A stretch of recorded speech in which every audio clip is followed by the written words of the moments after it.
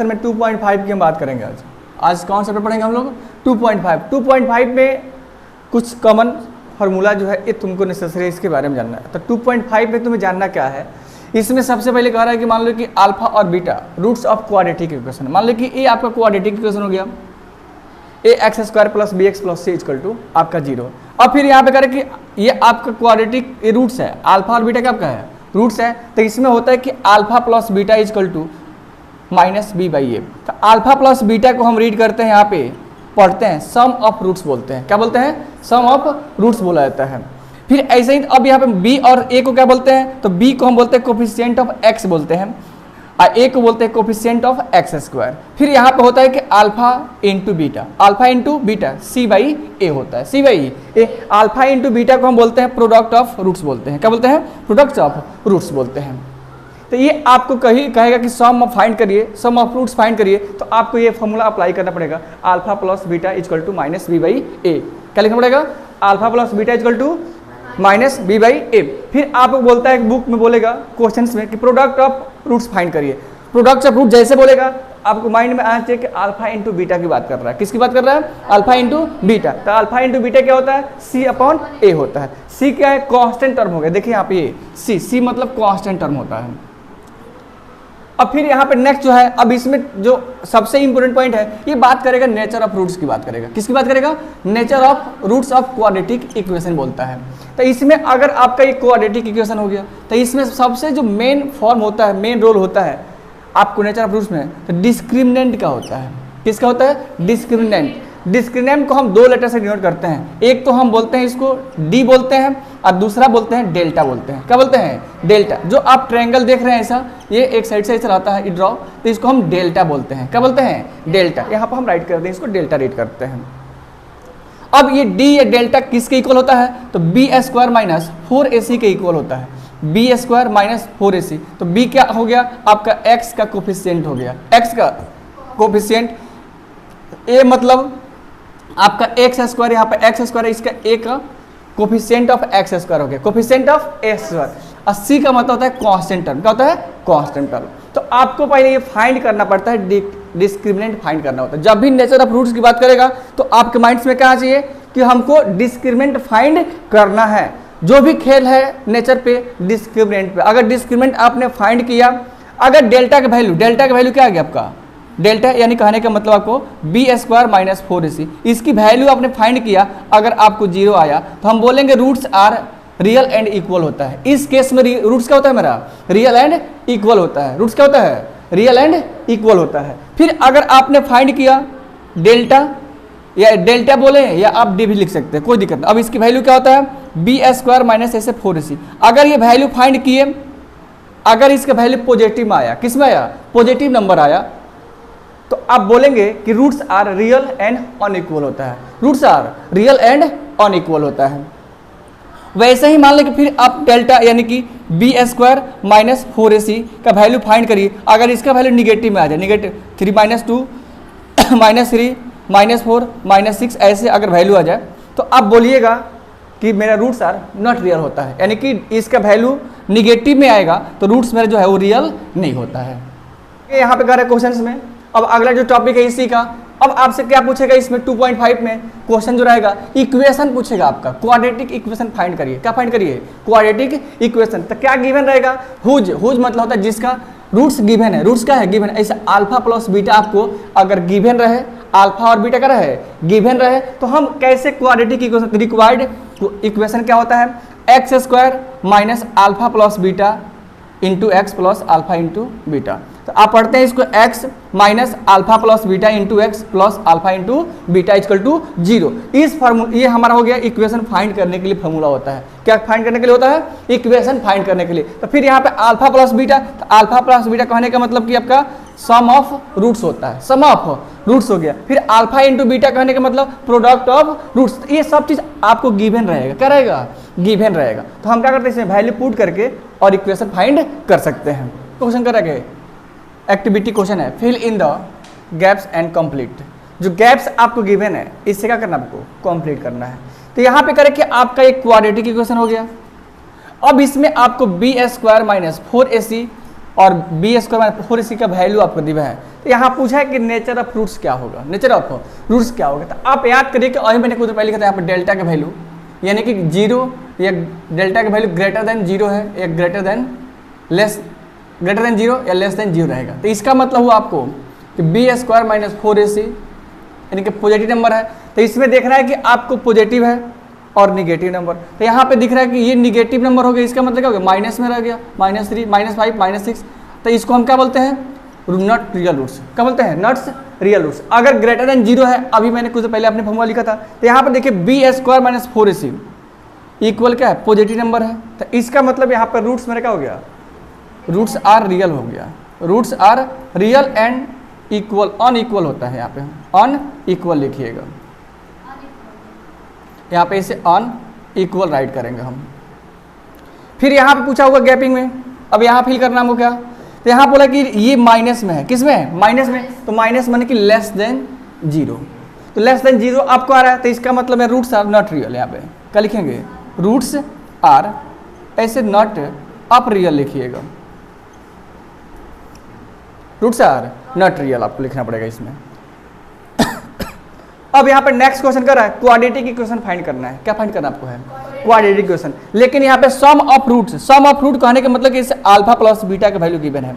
किसकी value given है, alpha plus beta. तो अल्फा प्लस बीटा कितना दिया है, -7 दिया हुआ है। सेम ऐसे ही यहाँ पे करे कि product of roots, product of root का मतलब होता है आपको अल्फा इंटू बीटा। तो अल्फा इंटू बीटा का वैल्यू कितना दिया है, 5 दिया हुआ है।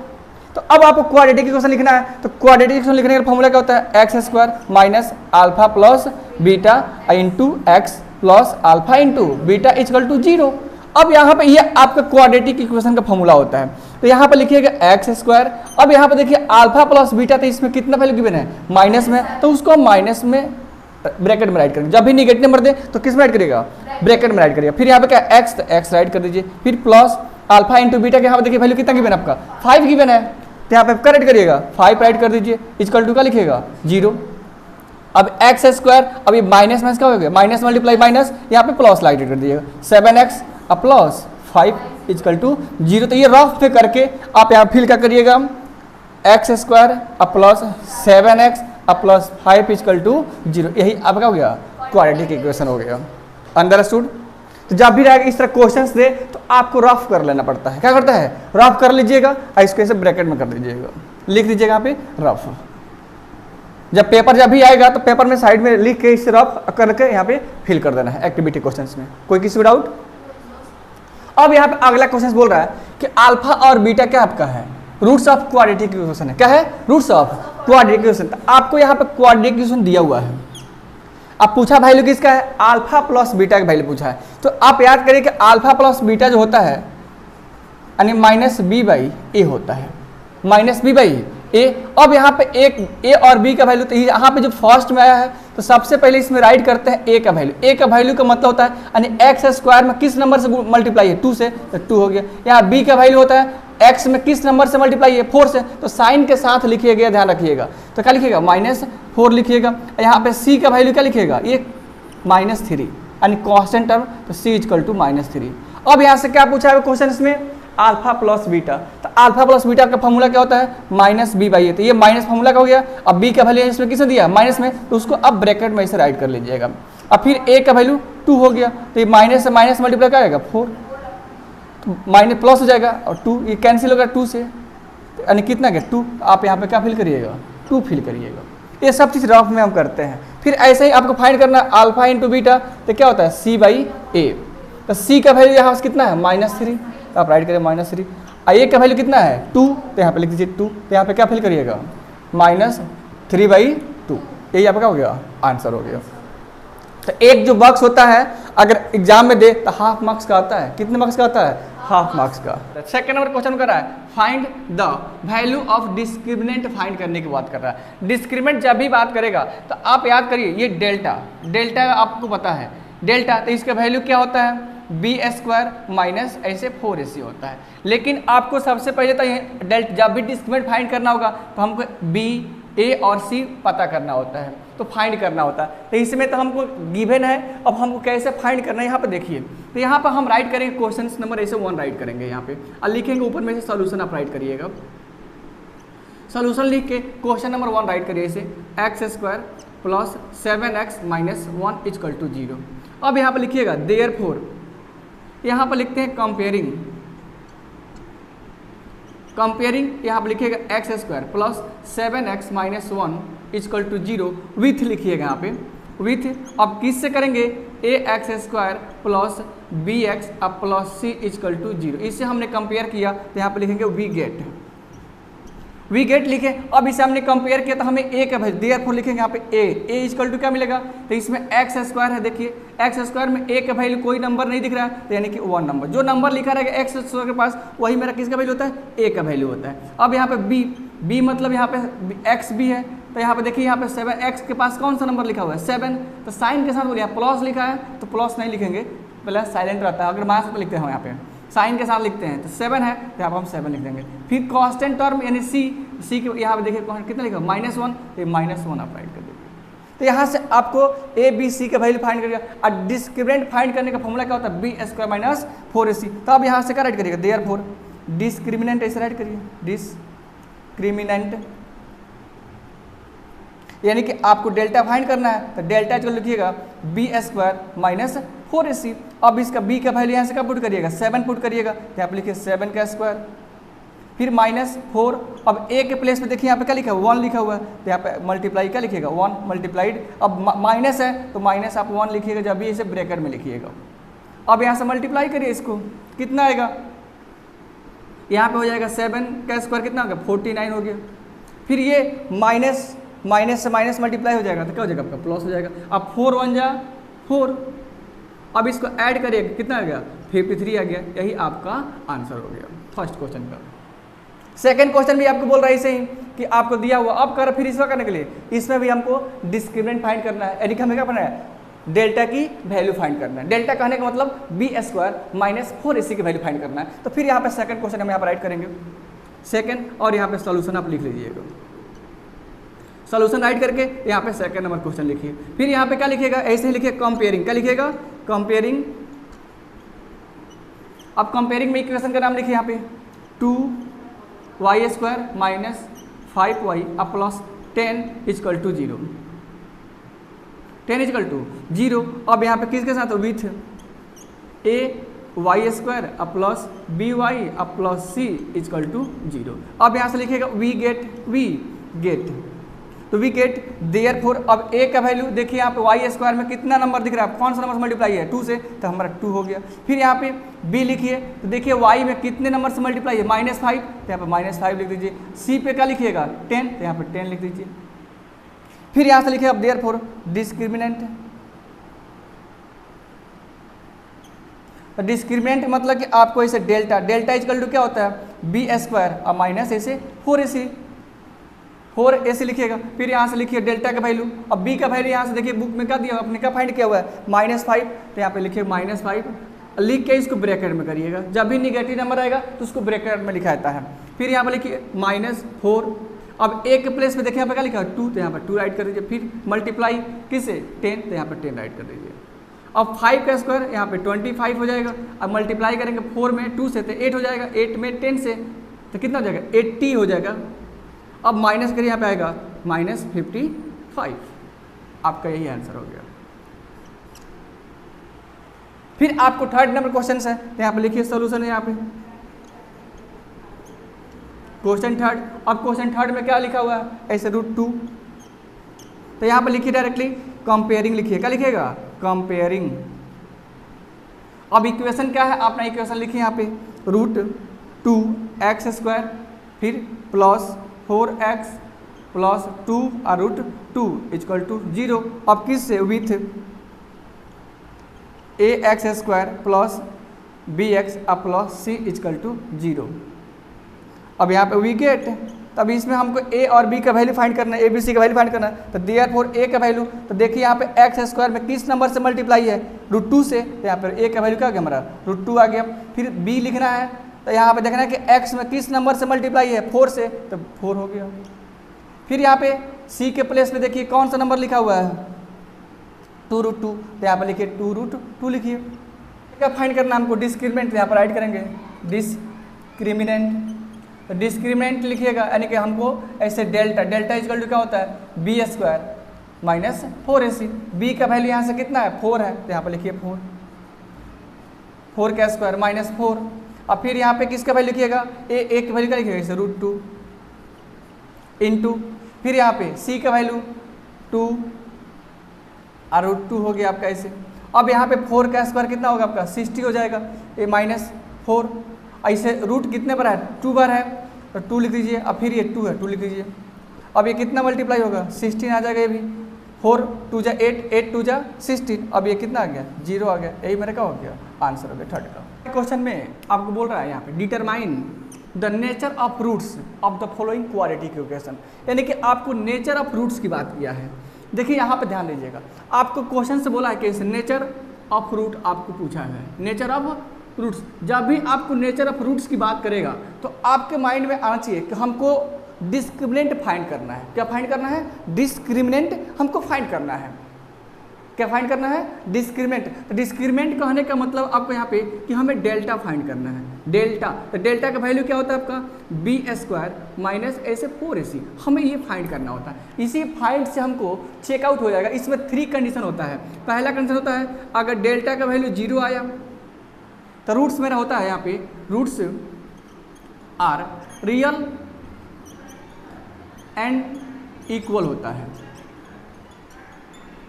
फिर आपको पहले डेल्टा अब ग्रेटर देन अगर 0 आ गया तो यहाँ पे रूट्स मेरा roots are real and unequal होता है, एंड अनइक्वल बोलते हैं इसको हम।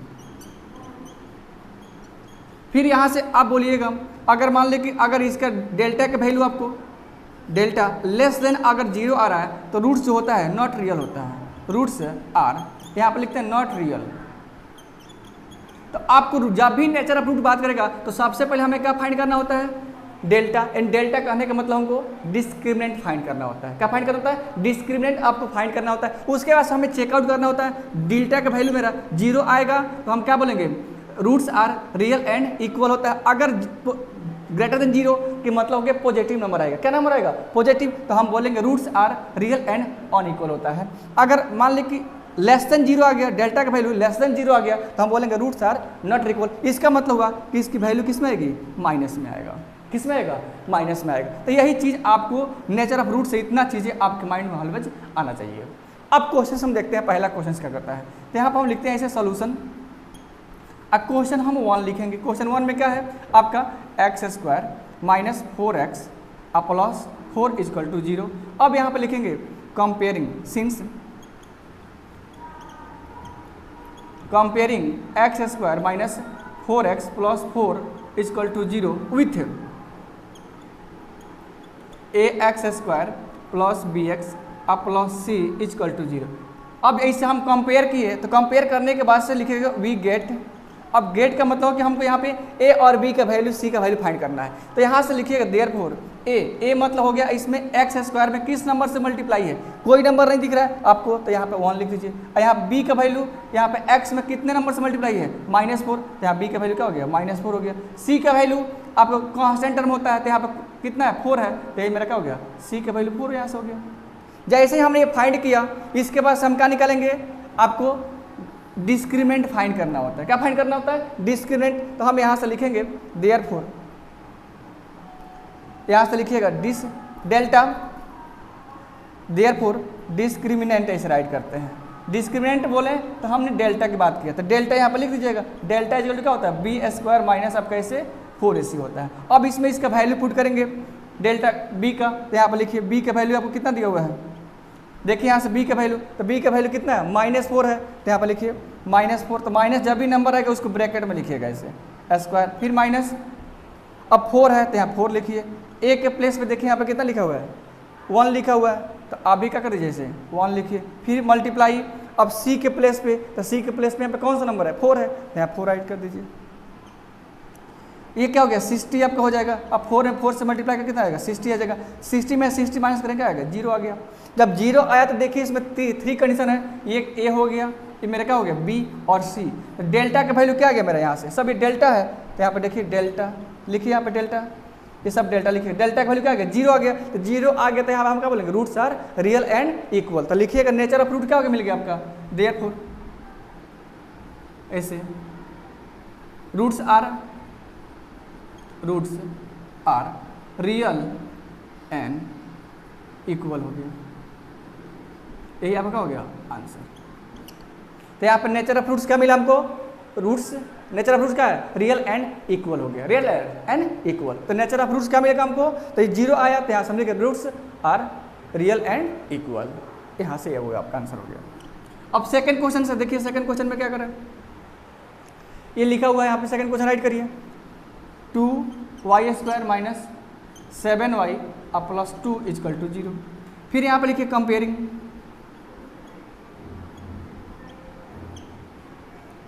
Comparing 2y minus 7y plus 2 equal to 0 with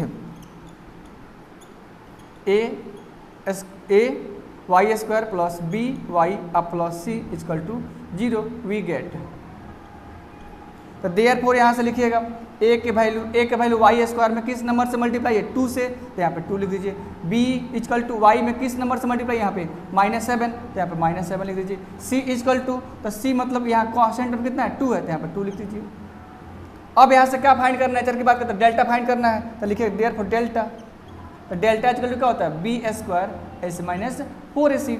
अब यहाँ से आप पुट करिए b का वैल्यू, तो b का वैल्यू कितना गिवन आपका है, -7, तो यहाँ पर लिखिए -7 का स्क्वायर, फिर -4। अब a के प्लेस पे क्या दिख रहा है, 2, तो 2 यहाँ पर राइट करिए। फिर मल्टीप्लाई बाई c के प्लेस पे क्या है, 2 है, तो 2 से मल्टीप्लाई कर दीजिए।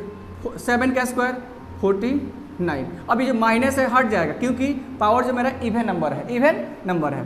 अब मल्टीप्लाई करें तो 4 2 जा 8, 8 2 जा 16, यहाँ पर 16 लिखिए, माइनस करिए, यहाँ पर कितना आएगा 3। तो अब देखिए यहाँ पर nature of fruits positive number आया, तो ग्रेटर देन 0 वैल्यू है, तो हम क्या बोलेंगे, तो लिखिएगा यहाँ पर डेल्टा। तो देयरफॉर डेल्टा का वैल्यू क्या होगा, ग्रेटर देन 0, तो therefore roots are real and यहाँ पे क्या बोलिएगा, अनइक्वल बोलिएगा, क्या बोलिएगा, अनइक्वल। अंडरस्टूड। तो आपने कौन सा क्वेश्चन सीख लिया, फर्स्ट और सेकंड आपने, तो आप थर्ड करके कमेंट में बताइए कि उसका आंसर क्या आएगा। अब यहाँ से हम बात करें, अब देखिए क्वेश्चन नंबर थर्ड, तो यहाँ पे लिखिए सोल्यूशन। अब क्वेश्चन में आप थर्ड राइट कर लीजिए। अब थर्ड के लिखिए यहाँ पे कंपेयरिंग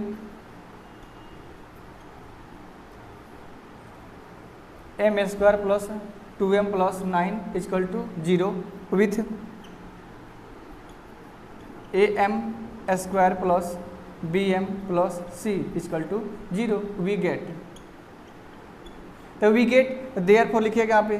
अब a का वैल्यू यहाँ पे m² में कोई नंबर से मल्टीप्लाई नहीं है, तो कितने नंबर समझिएगा, 1 समझिएगा। b में, अब b मतलब y m में कितने नंबर से मल्टीप्लाई है, 2 से, तो यहाँ पे b का वैल्यू क्या लिख दीजिए, 2 लिख दीजिए। c का वैल्यू क्या लिखिएगा, आप 9 लिख दीजिएगा। यहाँ से c का वैल्यू क्या लिखिएगा, 9। फिर आपको पूछा है नेचर ऑफ रूट्स, तो नेचर ऑफ रूट्स में क्या फाइंड करते हैं, आपको यहाँ पे डेल्टा फाइंड करेंगे। डेल्टा, तो यहाँ पर लिखिए delta equal to b² minus 4ac। अब b का वैल्यू आपको पता है कितना है, 2 है, तो 2 का स्क्वायर 4, a का वैल्यू 1 और c का वैल्यू इसे 9 लिखिए। अब यहाँ से मल्टीप्लाई करेंगे तो ये 4 हो जाएगा और 9 4 जा 36। अब माइनस करिए 36 में से 4, तो यहाँ पाएगा -32, यानी कि ये मेरा डेल्टा का वैल्यू आ गया। तो यहाँ से डेल्टा का वैल्यू आपको क्या मिला, डेल्टा का वैल्यू देख रहे आपको माइनस में आ रहा है, तो इसका मतलब कि वैल्यू मेरा क्या है, लेस देन 0 है। 0 से मेरा वैल्यू क्या है, इसका लेमडा का कम है, तो 0 से जब कम है तो हम क्या बोलते हैं, यहाँ पे रूट्स आर नॉट रियल। तो यहाँ पर देयरफॉर लिख दीजिएगा, therefore roots are not real. यही आपका क्या हो गया, आंसर हो गया, नेचर ऑफ फ्रूट्स हो गया। तो इस तरह आपका क्वेश्चन नंबर थर्ड आपने देखा कि हमको नेचर ऑफ फ्रूट्स कैसे फाइंड करना है। तो हमें आशा है कि आपको क्वेश्चन सब समझ में आ रहा है। अगर क्वेश्चन में कोई डाउट रहा तो आप कमेंट करके ज़रूर पूछें कि सर ये कैसे आया।